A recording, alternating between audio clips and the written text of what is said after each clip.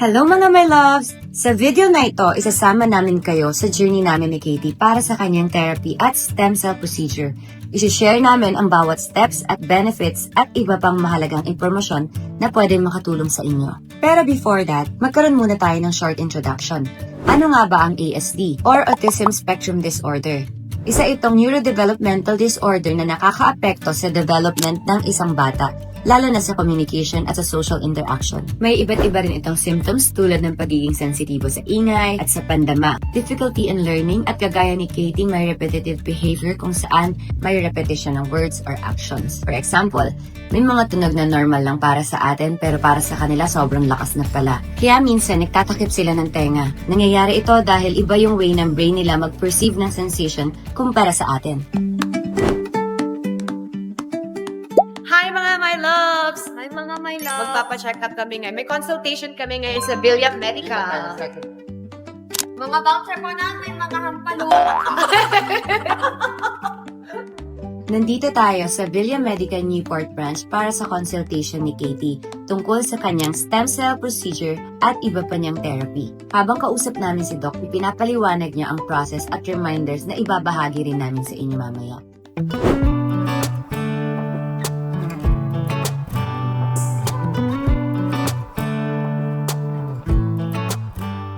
Today is the day mga my loves, ang stem cell procedure at first therapy session ni Katie. Tadayan ka lang mag-chocolate. Bawal po po. Bawal pa. Hindi ko meron ba? Bawal pa kumain si Katie mga my loves kasi mamaya matitake na siya ng anesthesia. Super kabado ko pero at the same time sobrang excited sa magiging progress ni Katie. Sobrang tiwala rin talaga ako sa Villa Medica dahil tested and proven na talaga ang mga procedures nila. Kinunan muna ng height and weight si Katie before kami mag-proceed. Elevator top? Yes po. Ang ganda. Kaya don't lean na lang po. Grabe, sobrang linis, modern at ang ganda ng facilities nila. Pagpasok mo pa lang, alam mo ng panatag ka. Mga my love, mag-hyperbaric na kami. First ever hyperbaric chamber experience namin ni Katie. Later, pag-uusapan natin ang mga benefits nito. Next, BioSleep Wave Modulator naman. Last therapy bago mag-stem cell procedure ay ang biohormonal modulator. And again, later i-explain natin isa-isa ang benefits nito. Before tayo mag-start, ano nga ba ang stem cell procedure na gagawin ni Katie? Ang stem cell therapy ay kung saan ini-introduce ng stem cells sa katawan ng patient to help regenerate, repair, and enhance brain function. Malaki ang naitutulong nito lalo na kapag sinasabayan ng tuloy-tuloy na therapy, gaya ng mga ginagawa ni Katie. Kailangan pong nakasedate at tulog si Katie during the procedure para masiguradong walang biglang galaw o iyak habang ginagawa ito. Naka-hook up din sila sa lahat ng vital signs niya sa monitor at nakaswero siya to make sure na safe talaga ang buong process dito sa Villa Medica. And ang amount ng stem cells na i-inject sa patient ay depende sa consultation with the doctor.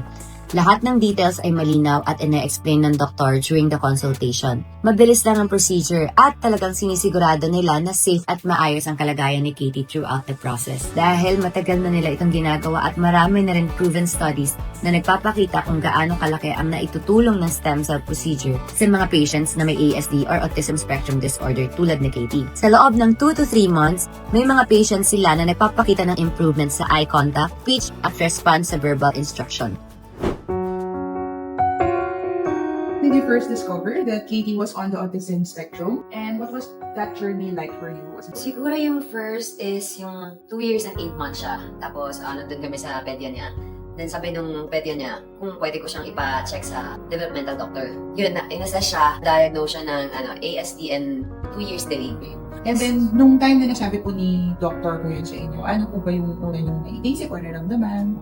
Tulungan yung anak ko. Kumuha agad ako ng mga therapies niya, behavioral therapy, speech. Tapos sinali ko agad siya sa school, wala pa siyang 3. Kasi mas makatulong nga daw kapag i-expose ko na siya sa school. And what were your initial thoughts or emotions when you learned the stem cell therapy would be very helpful for you? Sobrang happy ako, tapos malaki yung possibilities na malaki yung matutulong kay Katie.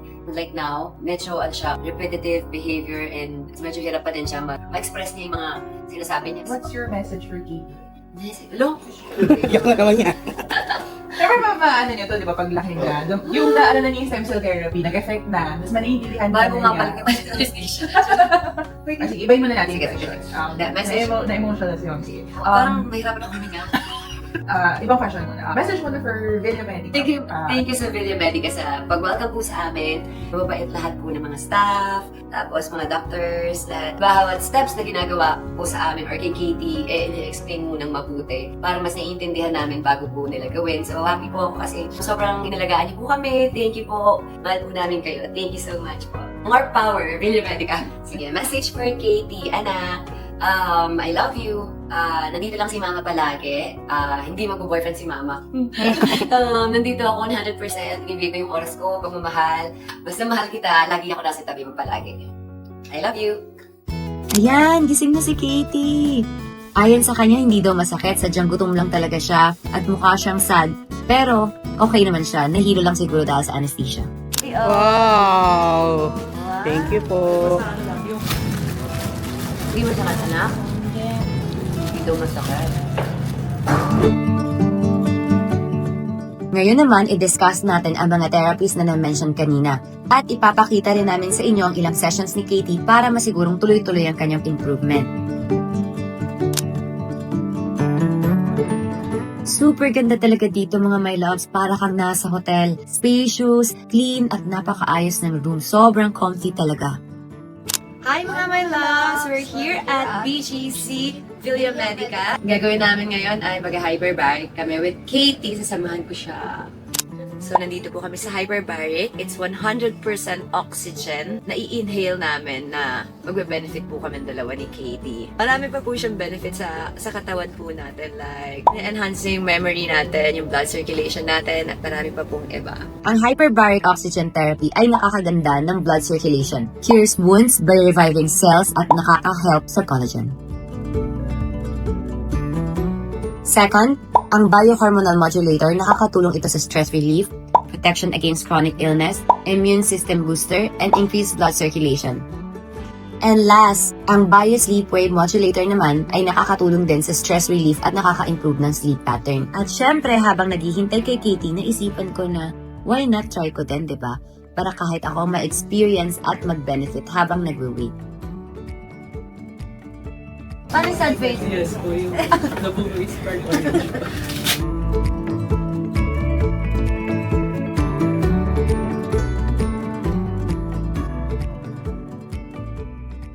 After ng stem cell procedure at therapy sessions, masasabi ko talagang may progress si Katie.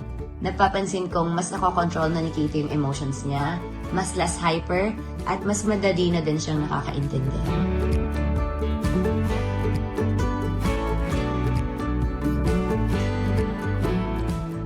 Sa hormones naman niya, less painful na ang cramps niya at mas mahaba ang sleep niya. Isa din sa naka-help kay Katie ang Katie's Balm.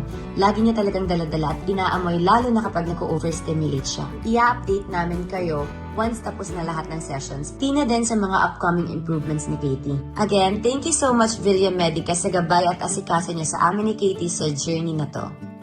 May gift po sa akin. Thank you, Villa Medica! Wow, may letter pa. May your imagination stay bright, your dreams stay big, and your heart stay brave. Wishing you a day overflowing with love, laughter, and joy. Your Villa Medica family. Thank you, Villa Medica family! Bye! Kaya ano pang hinihintay nyo? Magpa-consult na kayo sa Villa Medica. May branches sila sa Newport and BGC. Kung may mga tanong kayo about sa treatments or procedure, pwede nyo silang i-chat sa Facebook or Instagram at Villa Medica Philippines. Salamat mga my loves!